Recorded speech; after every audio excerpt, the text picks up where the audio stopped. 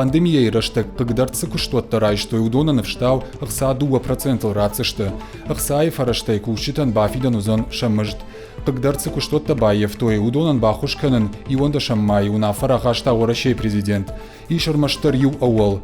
Кушчитан 20% шакуштай қуама мафахауой. Амал қомадамы кредитті фидені фарштай яхимырайшсан пацахат. Кушчиты штай проценты шабанатты чину уақта усы куштуаттан та пацахат бафицан кредитан ембиш. Фазахштадон фиттонта ама қалонта апрель, май ама июны фиден на каузан. А хуш райшсышты социалоны шаниуак каманишусы, а на коммерцион организации тадыр.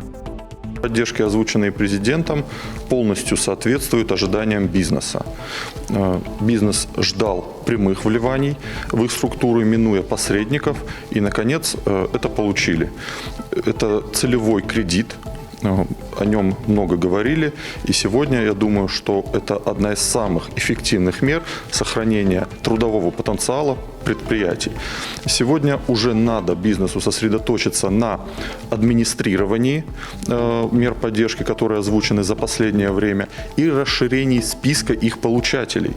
Не секрет, что все меры поддержки направлены на пострадавшие отрасли, на которых насчитывается 11. И сегодня все бизнес-сообщество инициирует или расширение видов деятельности, или отраслей, на которые распространяются меры поддержки. А то, что они будут эффективны в части, дополненные последними мерами поддержки, это безусловно.